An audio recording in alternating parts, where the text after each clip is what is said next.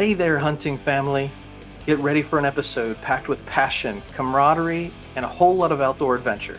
Today, we're thrilled to welcome a true trailblazer in the outdoor community, none other than Kris Buchman, founding member of the renowned 3B Outdoors Club. Since its inception in 2015, 3B Outdoors Club has been a beacon for outdoor enthusiasts, fostering a tight-knit community centered around family, friends, and the timeless traditions of the hunt. Kris embodies the spirit of 3B Outdoors with his unwavering dedication to connecting people, promoting outdoor education, and making memories that last a lifetime. So buckle up and prepare to be inspired as we delve into Kris's journey, the connection between 3B Outdoors and Menser Outdoors, and the exciting new initiatives on the horizon. Buckle up, let's get to it.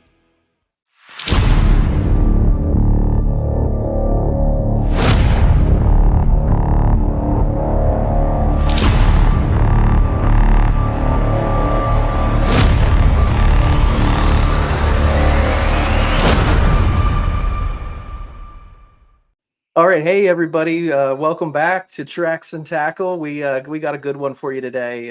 Got my riding partner here with me. How you doing today, Hollywood?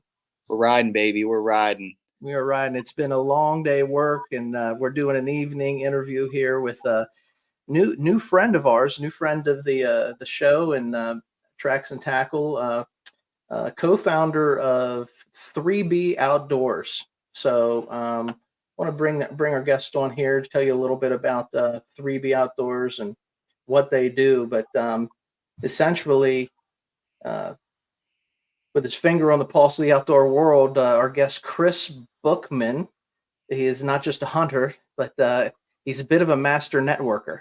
And he reached out to us, and we made a connection here. And he's got a passionate love for the outdoors. He's an advocate for conservation and wanting to keep that old time hunting club spirit alive. So I'm going to introduce Kris. We're going to bring him onto the show. Kris, how you doing, man? I'm great, man. How are you guys? I am good. I'm good. Really excited to hear about 3B Outdoors. I want to learn a little bit more about this, but we really want to get to know you. I appreciate you taking the time to come on and shoot the crap with us today. We're always trying to make new friends in the hunting community, and when you had reached out to me originally, just commenting on a post or something like that nature, your message is very similar to ours. Right. And it's just want to embrace the outdoor lifestyle.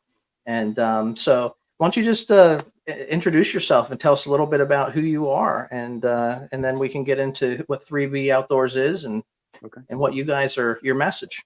Yeah, absolutely. Hey, thanks for having me. I've been looking forward to this. It's a dull time of year, so this time of year it's when you can talk hunting and fishing and kind of keep living it. Yeah. I've been looking forward to it. So, my name is Kris. I'm the co-founder of 3B Outdoors Club.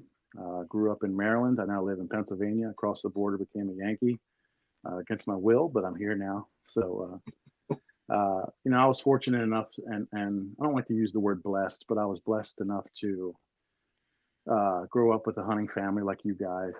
Uh, my grandfather was a prominent farmer in Maryland, and we had access to two really nice hunting properties.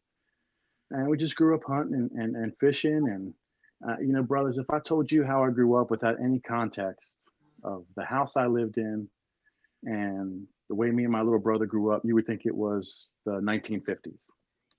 My dad actually built a log cabin for us, one of those kits, and we had electric and running water and TV. But we lived in the woods, and all those memes that you see online about, oh, we played outside till the lightning bugs came out, Right. and we came in. That was us.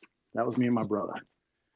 Fishing for crayfish, fishing. We had a stream in our front yard, squirrels, birds, BB guns, riding bikes all day. We knew to be home at 5 o'clock for dinner when mom made dinner. You want to keep mom happy, right? Yeah, and then we'd go back outside. So, I'm one of the. I do a lot of tech stuff, and I do graphics and art, and I do stuff on computers. But I'm also like that kid. I've never beat Mario Brothers because we were outside. Sure. Like we would just do that was just us. Baseball, bikes, fishing. Just it had a good life, and you don't realize how good you have it until you look back at it. We had it awesome. So, Yeah, I think you and I, we were talking, and we're close to the same age. mm-hmm. So like we grew up during the same era, and we had the saying around home, get outside and get the stink blown off of you a little bit. Get outside. But mom, dad didn't want us hanging around the house all day. They want us to go out and play. No, and it's such a different time, man. And growing up in the 80s and 90s and stuff, I mean, we would play all day and we'd come home and there would just be a note from mom, hey, I went to the store, Mm-hmm. and I have some funny stories about that, since you kind of grew up kind of religious, kind of similar to where I did, where there was a couple times where me and my brother thought the rapture had happened. Yeah, where's my folks? Where's mom? We watched all those videos growing up, but no, we were lucky enough to have that, and it kind of parlayed itself and rolled over as I got older, and got into fishing as I got older, and we deer hunted growing up. And just like you guys on your podcast, I mean, the first day of rifle season in Maryland was like Christmas Day. Oh yeah, we'd go out, and the farm that my grandfather had, the one farm was actually a working farm, and he had a little Morton building, aluminum office down there. We'd congregate there in the mornings. They'd have coffee, had a couch, had a shower. We'd go there, pack our lunches, get everything ready to go. I mean, I'm gonna be 42 this year, and my mom still packs me a lunch the first day of rifle season.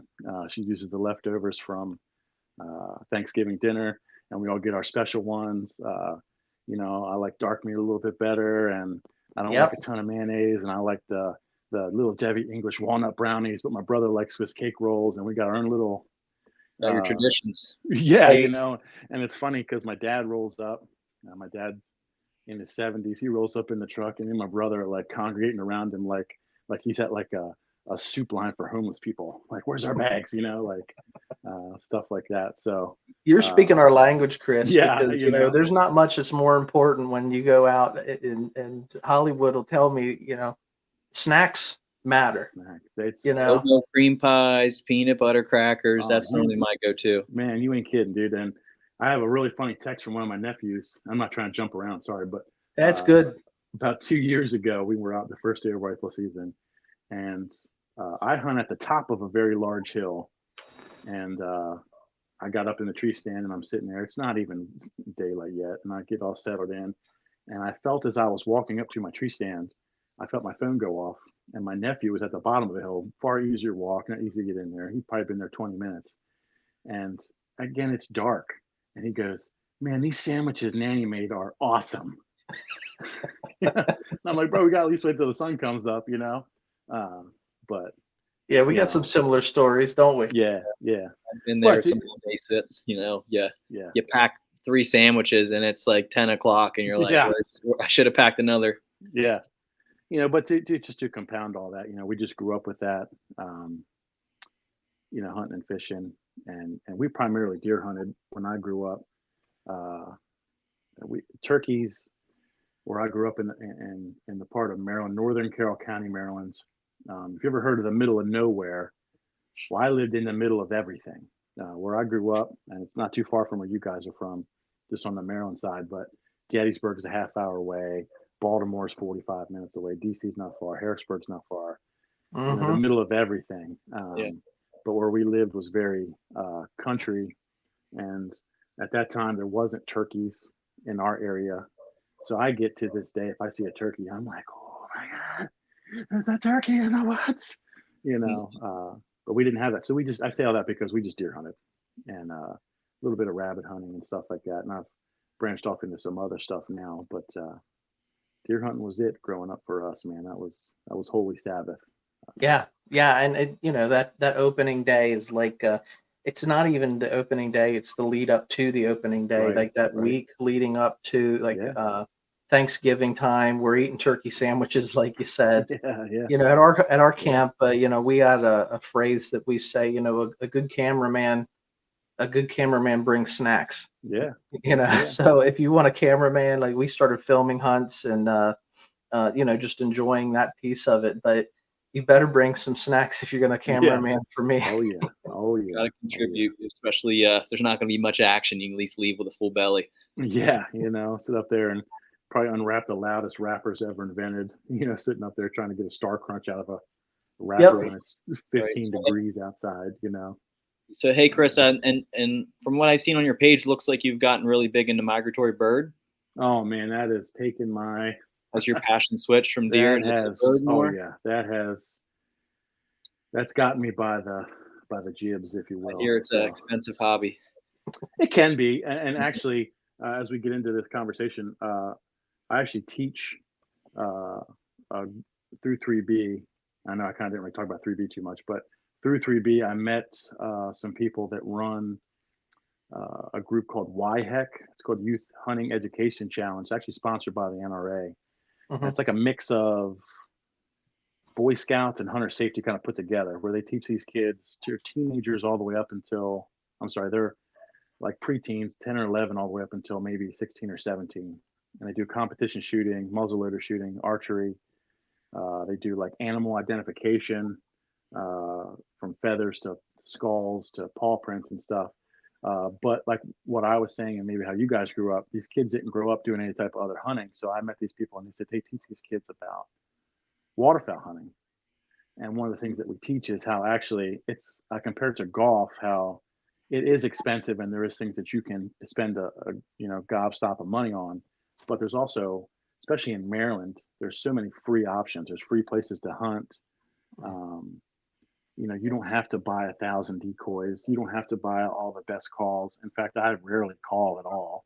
And if you got a place that the birds are going, just like deer, if you got a place that they're going for food or for shelter, they're going to go there. So you don't need all that stuff. So I say all that again to say, I teach that to kids where, you can get the Sitka stuff and you can get all the expensive decoys and stuff, and it can be expensive. And some of that's worth it because you are hunting some colder, wetter stuff, but you don't always need all that. So that was a long answer to your question. Sorry. No, it's good. It's good. A couple, when we first started the podcast, I don't know, maybe a year ago, we're approaching a year on our lifespan here. And I was talking to you about, how you can just like show up at a party or a gathering and you don't know anybody there. Right. But it's like there's one other guy wearing a camo hat. Yeah. This guy over here's got the first light symbol or a Yeti hat on or something like that. And you connect with them. And so like I actually, about a year ago, some friends of ours, young couple, they had a birthday party for their 1-year-old. It was their first birthday. Mm-hmm. And we had a swimming pool at our place. It was summertime. And so they asked if they could host the party at the pool and with a small group of friends. And we had no problems with that. So I'm sitting there, at the picnic, watching the kids swim and play and talking with this other guy. And, he's migratory bird, waterfowl. He's from the West Coast, which is a different fly pattern. Oh yeah. And start talking to him, and he's got some competition, championships, state champion duck caller in the Northeast or Northwest. I said, man, you got to come on and talk waterfowl with us here a little bit. Love to hear that one. Yeah. So you meet people and we sort of just bumped into each other randomly and stuff. Mm-hmm. But why don't you just tell me a little bit about 3B? Okay. How you got started, and then maybe we could segue into how we got connected with you guys. Yeah, I'm like a ship without a rudder. Sometimes you got to steer me because I'll start telling stories. Okay, so we love it. I mean, storytelling is an art form. Okay, so 3B started. There was me and two other guys. And spoiler alert, it's not this deep meaning name. It was all our last name started with a B.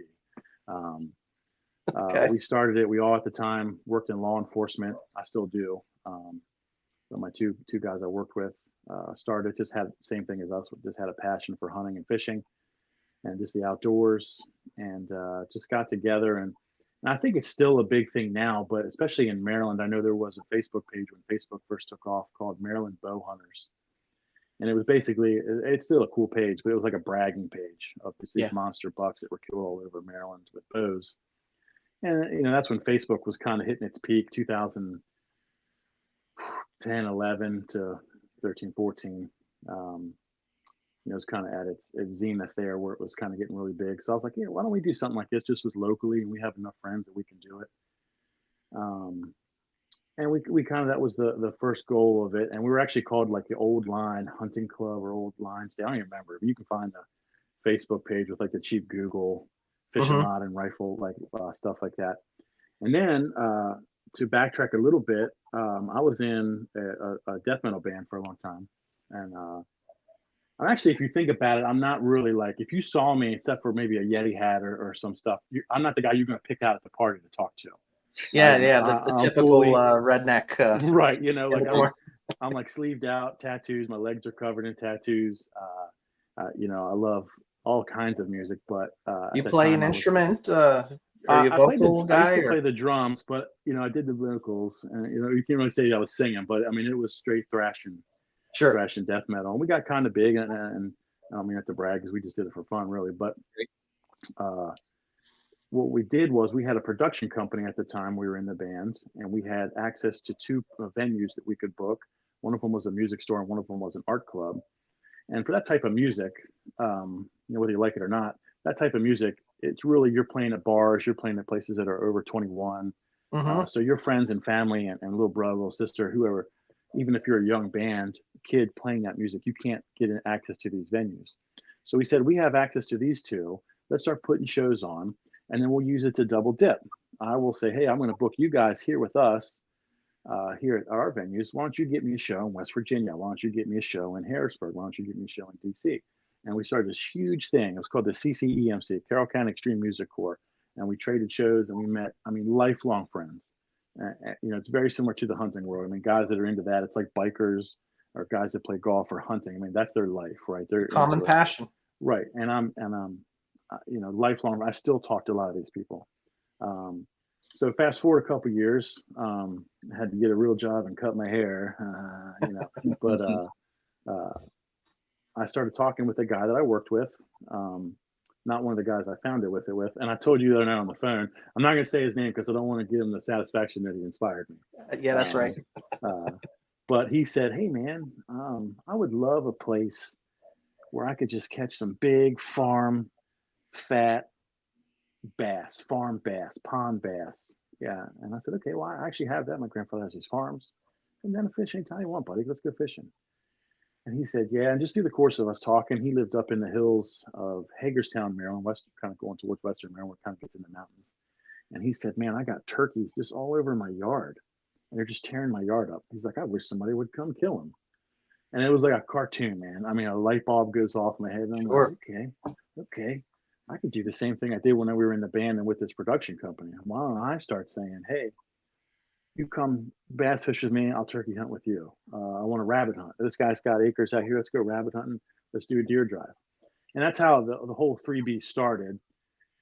And then it kind of molded into like Tinder. I didn't really want to do that, where it was kind of weirdos, for lack of a better term.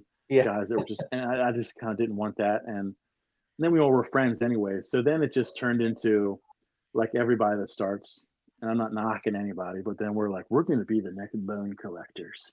Let's go make really cool videos, but that are funny, and we can do this. And then that just wasn't my thing either. I just, you guys know this because you film, it's hard to do both.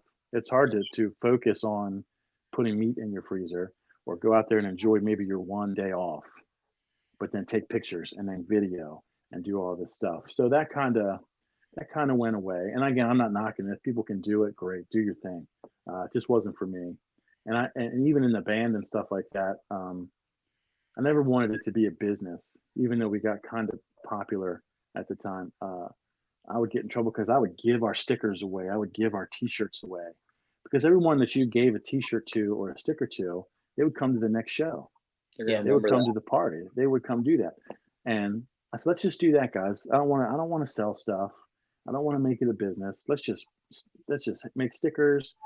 People want t-shirts. We'll make them for ourselves and anybody that wants them. Let's just make a club. And that's kind of where we're at now. It's not kind of, that is where we're at now. I just want it to be a club. I'm fascinated with, and you guys are lucky enough. I love listening to your stories about your hunt club. You know, Yeah. I didn't grow up with that, and we kind of did, but we didn't got to go away. I love reading and looking at the pictures of these guys that go up to Michigan and you know, the Midwest, where they go to these hunt camps, and the old pictures of the guys in the Sears red flannel and the Woolrich colors and stuff like that. So I said, why don't we fast forward it? Why don't we make it like that? Why don't we have this group of guys that's just and girls that are just super tight? Let's hang out. Let's have fun. Let's bring back traditions. Um, and it's funny because it is on social media, but it's like put the phone down and Yeah. let's go outside. Get You know, outdoors. as I'm typing that on my phone, you know, Yeah. you know, but, and then selfishly, it's funny to me too, that I made a logo sitting on my toilet, on an app on my phone that people put on their trucks. Well, you know, some of the best inventions happen. You know, that's Yeah. that's a time where we get to think Yeah. uninterrupted. Yeah. I got a couple cool, I went to school for art and design and art history and stuff like that. So, Photoshop, that back in the day, that was the thing, but there's so many apps on your phone you can use. And, I just made this. Well, I didn't know that, Chris, because I mean, yesterday I think I texted you some cover art for this upcoming episode, and I'm like, here, you know, I'm just trying my hand at it. I didn't go to school for any of that. That turned out really cool. And here's the thing: you don't have to anymore. There's so much stuff. It's just, again, in the palm of your hand. I mean, yeah, they make a tool for it. Yeah, 15, 20 years ago, it was a tower desktop computer, right? You know, but no, it's cool, man. And the Facebook thing never really took off for us. It still has. I might have 400 followers on there, but Instagram took off for me. Mm-hmm. And I'll rant about that for a minute. But like when I first started it, we kind of grew and grew and grew, and then it started going out. And then I hit this thing where I was getting a couple hundred likes every post. And then I had my newest son a couple years ago. He's gonna be 3, and I stopped posting for a while. And I don't know if I fell out of the algorithm. I don't know if they just don't like hunting as much anymore. I just don't get the likes as I used to get anymore on it. Mm-hmm. But Instagram's our main thing that we use. I like to use it more than Facebook. I just like Instagram. I like pictures. It's relatively, on my end at least, drama free. But Yeah. I've connected with people more over that. So we have pro staff. You know, I don't pay them or anything like that, but same Part thing, of the like I club, said. though. I mean, that's it. You get to associate. That's your Right. And here's the thing: if it could help you, like there's a guy in Canada that's part of our pro staff, and he actually wants to be a professional hunter. okay. So it's like when you go to get a credit card and you have to have credit to get credit. Well, now I have him on my pro staff. I have a legitimate page. I have a legitimate following. He can put that down, that he does this and represents me and has some stuff to represent, and then he can move forward and go from there. So, but again, that's just cool to me that he's got stickers on his. He's got a huge elk mounted in his house, and there's a 3B sticker on it. And I'm like, dude, I made that on my pooper. Yeah. Awesome. You know, but you know, I'm about, if you guys couldn't tell, I'm about having a good time and laughing and telling stories. And well, that's it. I mean, and I think you know, you had you know, you connected with me, you know, through social media, yeah, and then we find out, you know, we only live so far away from one another. Right. Like, you're pretty close to where I grew up, and I'm like, all right, man, we got a local guy here that has a similar passion, and you know, we started trading stories, and you know, so we've been really excited to have you come on and talk about the, you know, sort of the heart behind what you guys are doing with 3B Outdoors. Very similar to what we're doing, because we're not selling anything.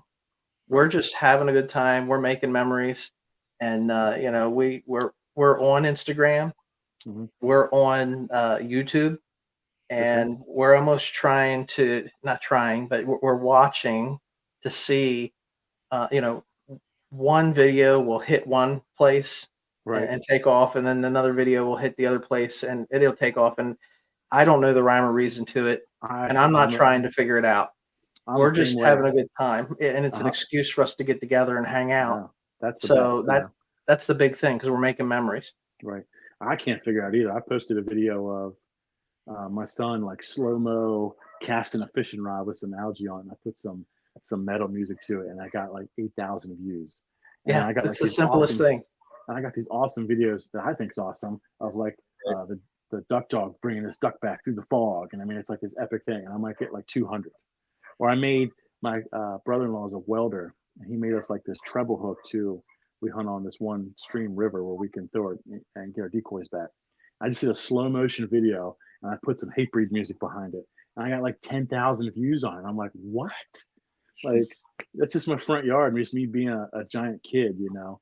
Yeah. I can't figure it out though. But hey man, if you ain't having a good time, you're doing something wrong, right? So yep, it's just about sharing the memories and just trying to capture it. It's a balance too, like you said, because we try to get off our phones and we try to absorb it, but also we're trying to step up, sharing and just trying to inspire others to say like, hey, this is a blast, and you know, come out, take a step into the woods and see about the passion that we have to offer. Oh man, there's nothing. I've done some cool stuff and seen some cool things, man, but there's nothing like watching the sun come up on a cold morning, in the woods. As sappy and hallmarky as that sounds, or the warmth, and you can't describe it, the spiritual warmth that you get when that sun hits you and it's cold outside. Yep. Oh yeah. And pictures and videos don't do justice either. You can't, and right. It's just there's nothing that beats it, and that's what we're about, man. Taking pictures, sharing traditions. I love old school stuff. So that's what we're about, man.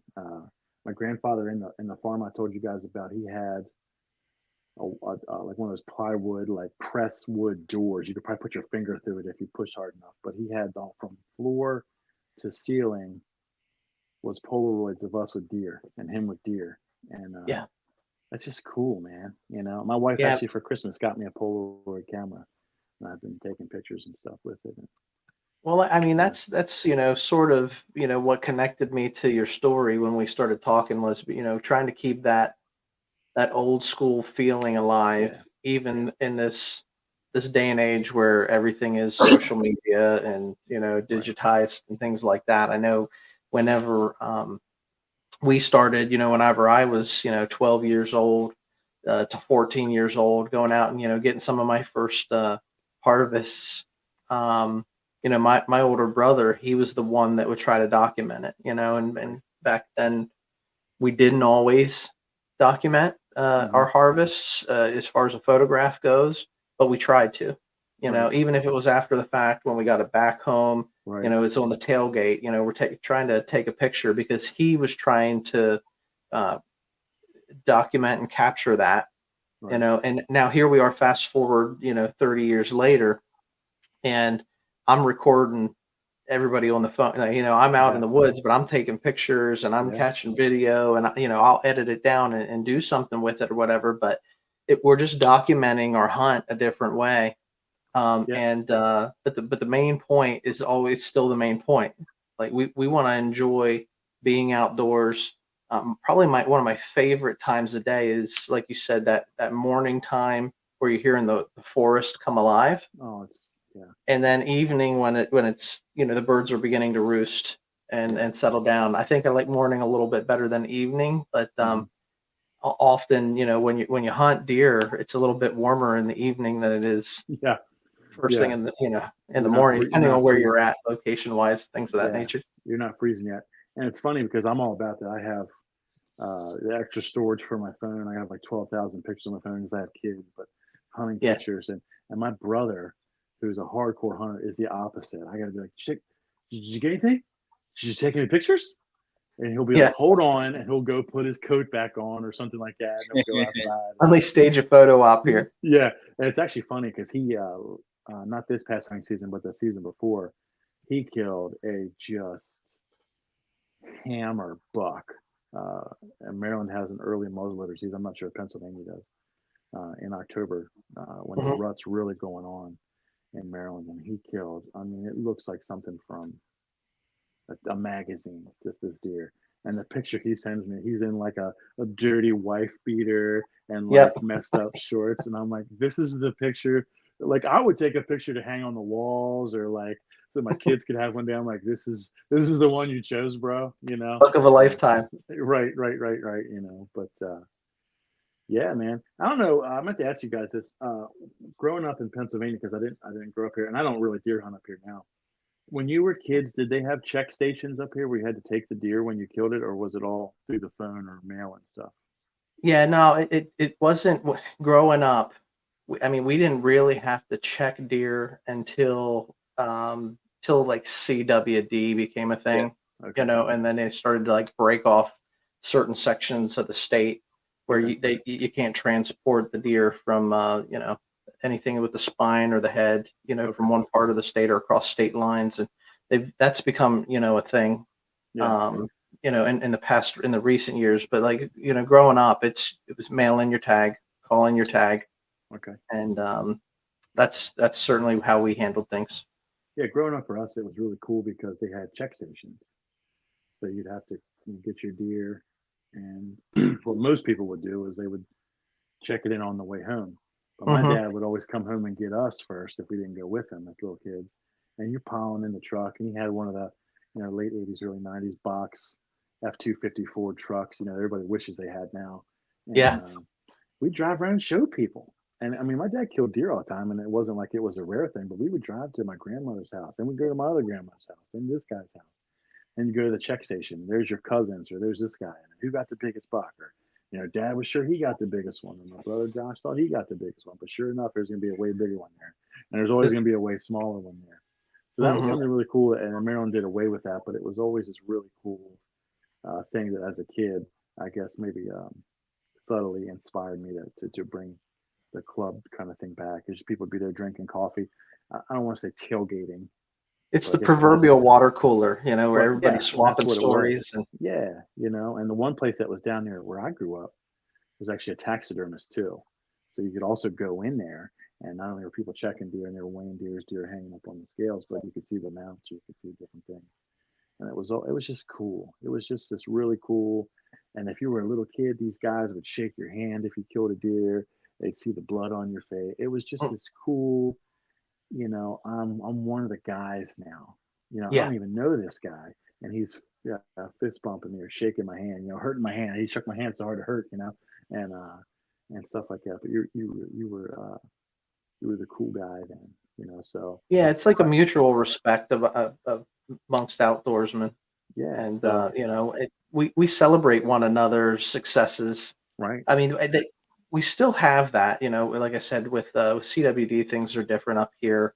hmm, Um, but I mean, the check stations were really big, like with bear, like in bear season, yeah, I've you, heard you that. got to Okay, check your bear, yeah, and depending on what day of the week and how many people were around, you might go in there and there might be a bunch of guys, and you might go show up and not so many guys, but right, right, right, right. the amount of hunters today versus back 20, 30 years ago even is Right. decreased, it seems. Well, and then honestly, to roll into the next thing, why I'm into waterfowl hunting so much is where I live, and outside of my brothers and our family, they're not nice. People that deer hunt aren't nice anymore. I mean, they Hmm. might be at the club setting, or the guy at the party, like you're saying, but nobody wants to share their buck or tell you the story where they got it. Properties at a prime, I get that. Yep. Hunting spaces are prime locations. Nobody wants to do that.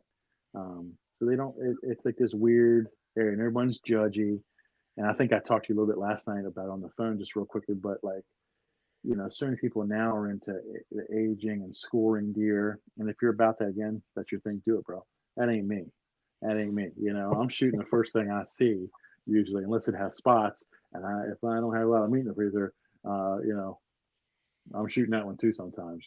Just kidding. But Crock seriously, pot deer, right? yeah, uh, they're so tender. You can't help it, Yeah. But no, I will. If I see a group of deer, I'm going to shoot the biggest one I see, and if I know there's a big buck on the property, that's going to be our target buck. Stuff like that. But we eat them. I have 5 kids.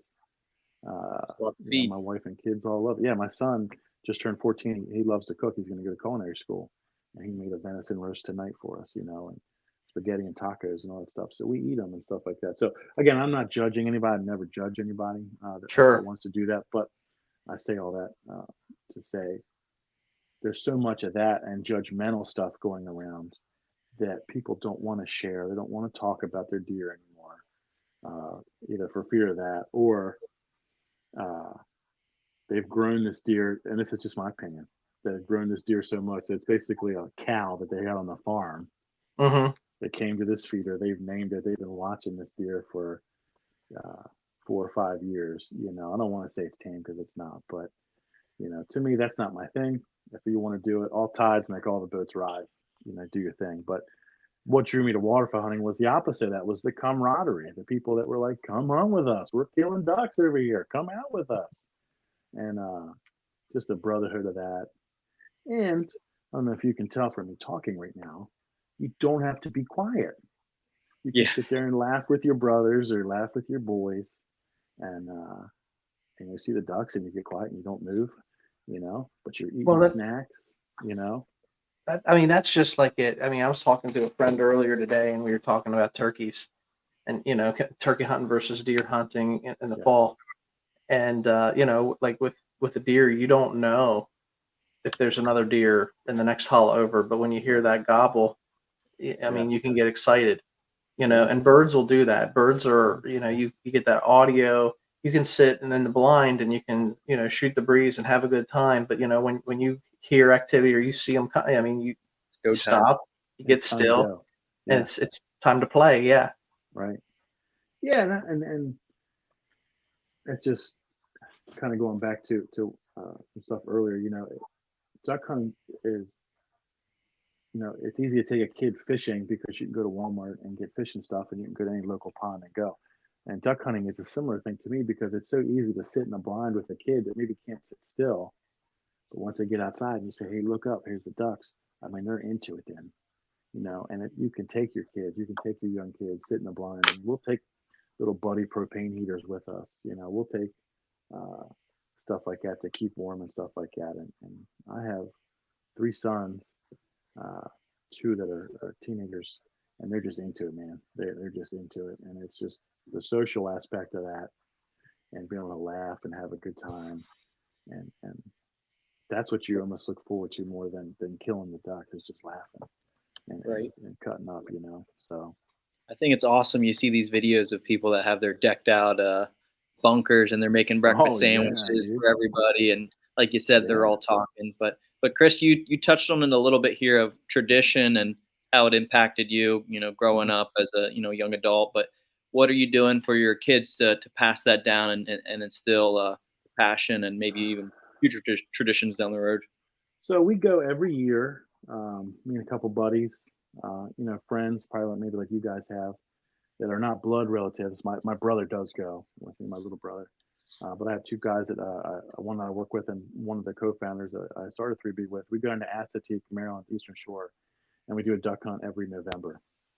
And again, just bringing that kind of feel back of there's so much tradition down there of just that Maryland's Eastern Shore and the ocean and stuff, hunting and stuff like that. But going in there every year and hanging out, and we all pile in one truck, we're just laughing and cutting up. So building that thing that our kids and then my friends that have kids can build upon and keep going with is all about. I keep a log book of what I hunt, and I got my son's log books for when they go. And my oldest boy is 14, and he killed his first buck this year and his first duck and his first goose this year, and he is just full on hooked into it now. Oh wow.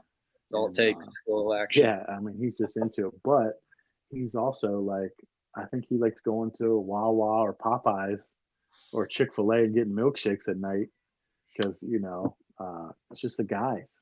Yeah. And we're just doing that. And again, he's a kid, but he's accepted in the tribe. I don't know how it is for like young girls. I'm sure it's the same. We're guys, so like we haven't experienced that, but it is like when you're coming of age, and you get accepted into the tribe.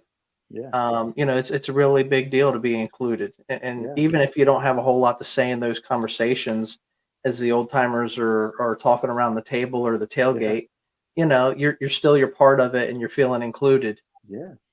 Yeah, and you learn a lot just from listening and just being in the room.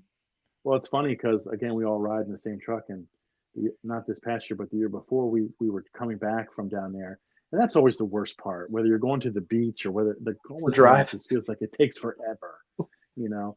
And I'm like a little kid in the car. Okay, I'm 6'4", I'm 300, but I'm like a child. You put me in the car and I'm not driving. Yeah. And Well, me that and my passes little the time too. yeah. So me and my little brother are in the back of this car, and we're just out. I mean, head swinging out. And my son was up front with my best friends, and they're just talking like their father and son are best friends, and just that means the world to me, but it also means the world to my son that I'm sitting in Sure. the front seat of the truck with this guy, and we're talking and laughing. I'm one of the guys, and they're throwing stuff at us as we're sleeping, and stuff like that. But now traditions, that's a big tradition for us. Again, the first day of rifle season is a big deal with us, where we go out. And my one son does not. My second oldest son, he's 12. He's gonna be 13. He does not like the cold. So a lot of times I'll go out in the morning for the first day, Oh, and he I'll come does. back and get him, and stuff like that. But just stuff like that, fishing, just going out hiking. Um, I live near Cador State Park in Pennsylvania, Long Arm. You got a lot of good There's hiking and boating if you got that sort of thing. Yeah, Cadorus is it's an awesome yeah. park. Hey, listen, man. Well, I don't know if you guys know this. You can duck hunt there, and we have killed. I mean, the gamut of ducks out there, and it's literally one of the launches is 7 minutes from my house, and Sweet. we've gone there and done stuff, and there's an issue with that where they drained a lot of water from that this year, and people weren't real happy with it, so I didn't hunt this year. But really, just getting out and doing it um, is the tradition. Just taking time with my kids since they were little, just taking time and taking pictures. And at the end of the year, I print pictures out. And we put photo albums together, and just make it fun. Getting snacks, going to Sheets or Turkey Hill, and getting our stuff. I don't know if you can hear my one kid running through the hallway now, uh, but that's a tradition. Just again, let's go get some chocolate milks, and I don't care. Mom's not here, so we're gonna go to Turkey Hill at 5:30 in the morning, and you can have whatever you want. My Yeah, oldest yeah, son's very sensible. He might get a Dr. Pepper, but he's going to get, okay, I want this and I want this and maybe some beef jerky. And my other son's like, okay, I want the biggest Hershey bar you have. I want all the donuts and I want some Sour Patch Kids. yeah. The Yeah. rules are different when mom's not around, Yeah, without a doubt.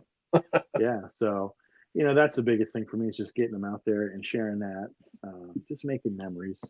And Well, that's what we're all about, is yeah, is capturing the memories. yeah, We just did a show with my one cousin who I grew up with, and we just started telling stories, and you yeah. know, Hollywood's heard these stories for years, but he's Some never. I haven't heard either too. I learned Yeah, learned some more.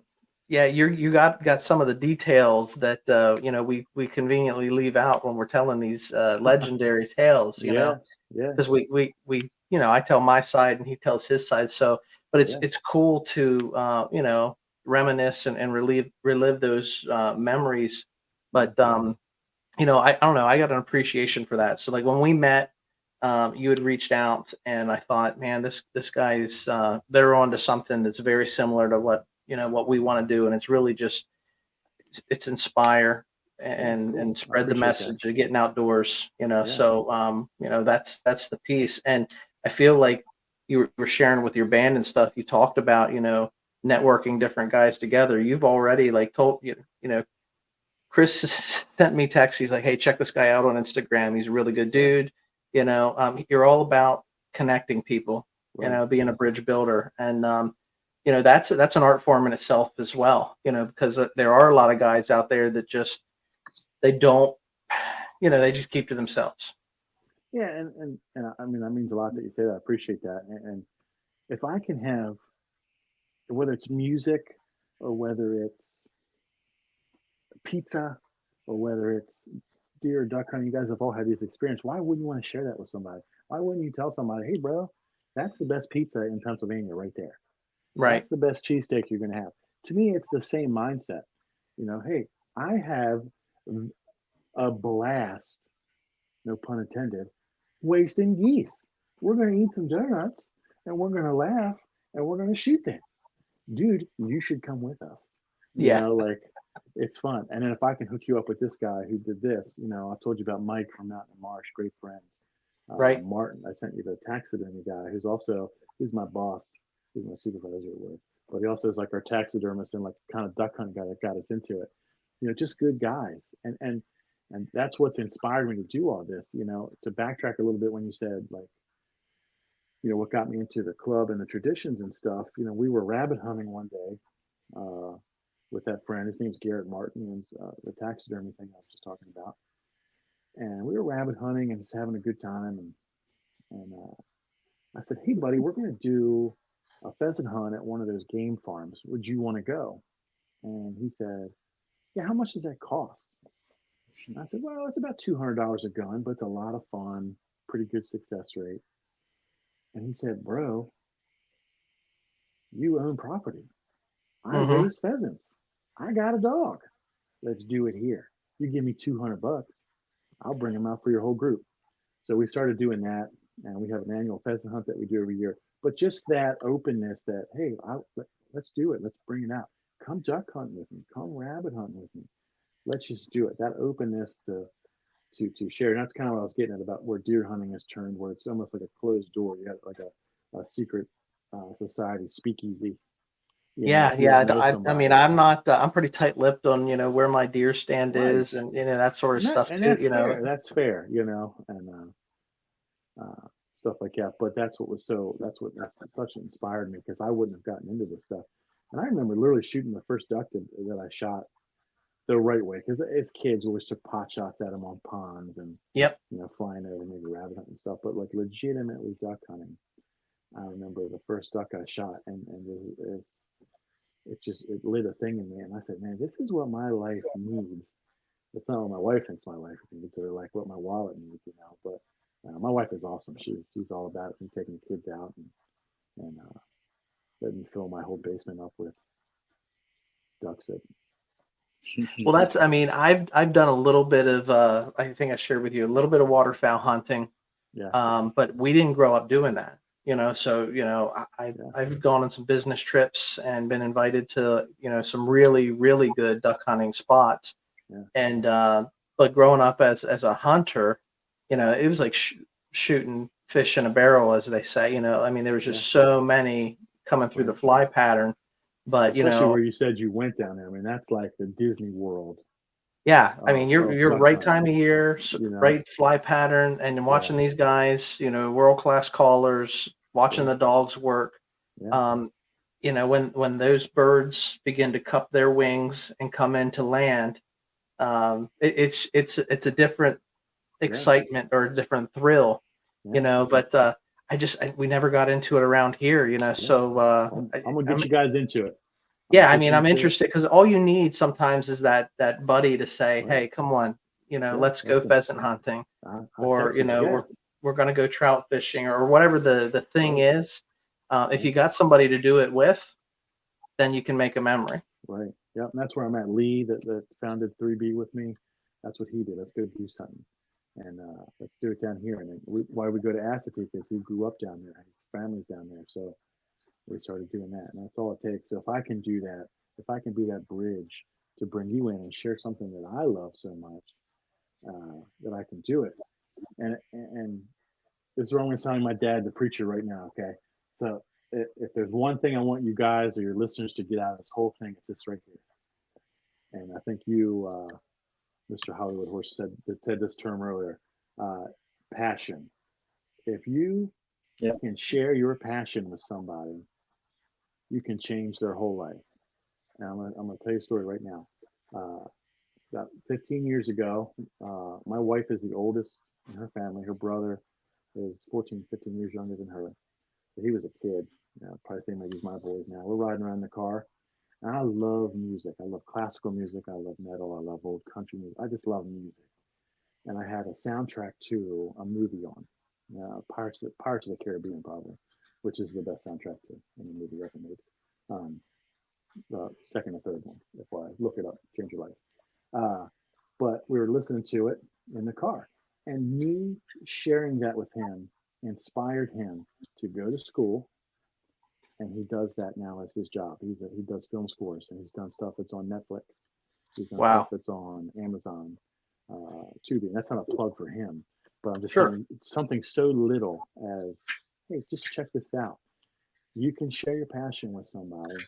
You don't know where it could lead. Just down the road, it could save somebody's life. I mean, there's people that have duck hunting and turkey hunting and fishing has saved their lives. One of the links I sent you was a guy that owns a fishing company in Maryland. They do snakehead fishing. And what he does is his friends, he doesn't do this as his job. He actually sells and manufactures his lures, but his group of friends, they help guys that are from Baltimore City recovering from drugs and alcohol, and they use fishing as that tool to replace that addiction. Yeah. Yeah, there's a lot of worse addictions out there than wanting to spend more time outside. I don't know how much of them are cheaper than drugs, but like, stuff like that. But if, like I said, if you guys get anything on that, it's share that passion, man. Extend the hand, come out with us. Let's have a good time, and then you might get something in return. I mean, I don't mean that selfishly, but you might get a guy that says, "Hey, come fishing with us. Come shoot a turkey with it," and stuff like that. So that's what I'm all about. I don't want to make money. I just want to hang out and meet guys like you. I'll let you know. I'll let you inside the vest here a little bit, Kris. As we get to know each other and we talk a little bit. But you're saying you have a a love for all kinds of music, all kinds of just different genres and things like that. But back in the day, before cell phones, we did mix in walkie talkies when we did driving and we were hunting and things, and we need to communicate. Certainly when you're really out. Out in the deep timber. But now we have cell phones, and I spend a lot of my time when I'm in the tree stand, texting with my hunting buddy here. And we're always throwing songs back and forth to one another, because you're sitting in the tree stand and you get a tune stuck in your head. Oh man, you got to pre-plan sometimes when you're driving, because you don't want to get the worst thing stuck in your head as you're sitting there all day. Well, what we'll do is, sometimes what I'll do is I'll send a text, and I got the tune in my head, but I'm changing the words to that song. And I'm sending it over and seeing if my hunting partner can name that tune. And he does the same. So we've got a pretty good thread, a text thread of different song. But I mean, it's an appreciation, and it helps pass the time too. So. I'll whisper sometimes as we're walking to our tree stands. Like the last minute that you can talk, I'll lean over and whisper to my brother, like, "It's the final countdown." I'll get something like that stuck in his head all day, And he'll text me, "I can't put this in my head all day," stuff like that. But yeah, so, I mean, I'm sorry, go ahead. No, so I was just going to touch into, you talked about passion and, sharing that with others and giving to others. And Ron put me on here and shared with me about the game dinner that 4B is going to host.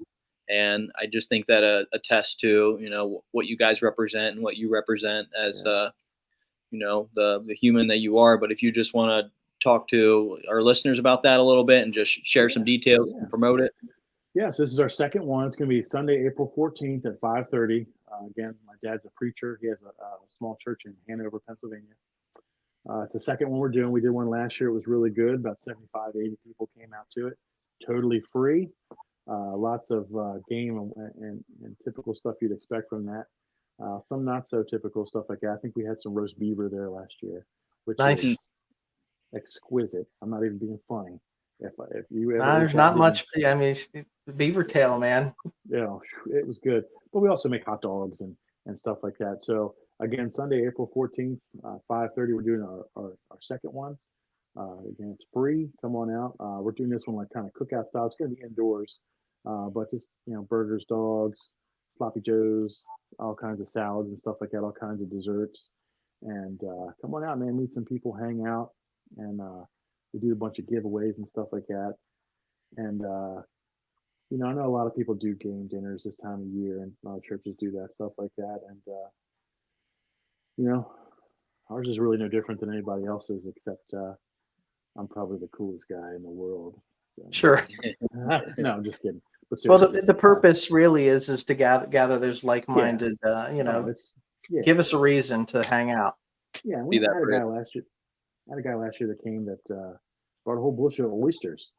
I didn't ask him to do that. He just paid for them, bought them, and he's shucking oysters for people, So cool. and just hanging out, man, and just looking around the room, and everyone's laughing and having a good time. The kids are playing, and the wives are talking, and it was just this cool atmosphere. It was just cool, and I'm usually not a selfish look at me thing, but I looked at my guy Lee, and I looked at my brother, and I'm like, "Man, we did this. This is cool, man." Like, so we're gonna do it again. And I just got the green light from my dad and his church to do like quarterly breakfast, like hunt club style breakfast. So we'll talk about that when we have the dinner and stuff like that. But coming out, just bring your kids and let's just hang out. Let's just trade stories and meet people and hang out and have fun. You know. Well, I think Sweet. that's a great opportunity for us. I mean, just getting to know one another, have a couple phone conversations and Yeah. texting back and forth with one another. But we wanna mark our calendars and come down and support the effort. Certainly because it sounds like a great time, and we're always looking for something to do on the weekend. Yeah. To get out and connect with other people like this because whether you realize it or not, because I think you were talking about, the passion and changing, you can change your life. Oftentimes, you do not realize the impact you're making on the people around you. You You don't. know, Yeah. Community. 9 times out of 10, they never come back and tell you, Yeah. but once in a while, you get somebody to come back and say, hey, you said this that one time and, it shifted things for me or whatever. But we don't realize the impact that we're making on those people around us. Right. And, so I'm looking forward to, connecting with you guys more and growing in relationship with, you know, your message rings true. Get outdoors. We like to say nature is our playground. Yeah. And, I dig it. it's the heart of, we got this beautiful country that we live in. We've got all these resources, at our fingertips, and you take it for granted sometimes, but You do. the reality is when it comes to migratory bird hunting, um, in the Americas, historically, Maryland's like the birthplace of Yeah. that fly. Yeah. We start on the East Coast. The East Coast is older than the rest of the, as Yeah. far as it being settled. Yeah. Um, you know, so yeah, we're excited about the game dinner and what you guys are up to. Are you guys looking at any other future projects or? So usually, sometime in April, we go back with this Head Club. I have to connect with them when we teach the kids and stuff because the person that used to run it, their kids kind of aged out of it, and just like a lot of things, they just don't do anymore. So I have to connect with that, do that again. Outside the breakfast, no, we do that pheasant hunt that I mentioned earlier. We do that every year. Um, in late October, we do that. Um, but other than that, we just kind of, we get invited places, we hang out. You guys are like in the circle now, so a lot of times we'll We'll outside of cross the pollinate a little bit. yeah, outside of the actual club meetings and stuff, we'll get together at certain people's houses and bring the wives and kids, and we'll do like taco nights on a Yeah. Saturday. Everybody brings that, and we just sit around a fire and laugh and do that, But no, I don't really have a whole lot planned for this year. Well, the year's still young, and Yeah, it's community. That's the most important thing. It's yeah, community. yeah. So, well, listen. How can people follow you? Why don't you? I'll So, certainly can put it when we post this. We'll make sure that we get your yeah. information out there. But So you can find us on Instagram at 3B Outdoors Club with the S Outdoors Club. On Instagram, Facebook, it's just 3B Outdoor Club. We're on Camo Space. That's how I met you guys yeah, now. It's a pretty cool thing. I'm kind of getting acclimated to it. It's a pretty cool page, though. Um, and people can message me. If you guys want free stickers, message me. I'll send them to you guys. Um, just shoot me an email or message on there. Um, but yeah, that's what we're looking for, man. Reach out, give us a shout. Send me a picture of my stickers on your toolbox or your truck or your fishing box or whatever, and I'll send them to you. So Awesome. yeah. Well, 3B Outdoors. Hashtag Get Outdoors. Yeah. That's the message. Yeah. Kris, it's been a blast, man. I really appreciate you taking the time out of your evening. Like we said when we started, we all work for a living. Yeah. We're sort of just making time to connect here, but I appreciate you carving a little bit of time out and sharing your passion with us and your story a little bit. And I'm going to purpose on our end to remain connected and see what we can do to tie in with you guys a little bit.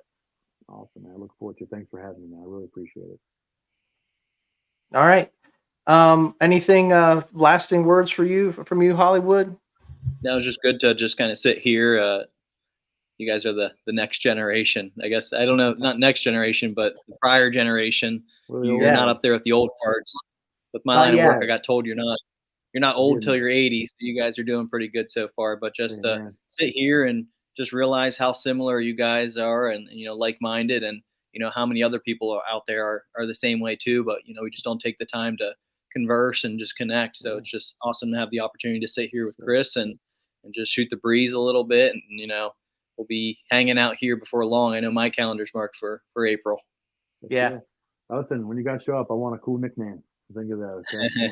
All right, we're gonna work on that. Everybody asks us where do we get our handles at, and we'll have to get into that. But it goes back to the walkie-talkie days. You didn't want to say your real name on the walkie-talkie because you didn't know who was listening, who else was on that channel. But we'll come up with a cool nickname for you, Kris. That's everybody gets an Indian name, when you run with our tribe. So Amen. So. All right. Well, listen, appreciate you for coming on. We'll get everything edited here and posted up sometime real soon, and I'll send you all the links. But for you listeners out there, appreciate you watching and tuning in to Tracks and Tackle. You can find us anywhere you get your podcasts. You can find us on YouTube. You can get us on Instagram, and you can also follow us on Camo Space. So appreciate you tuning in. We want you guys to always remember, stay wild.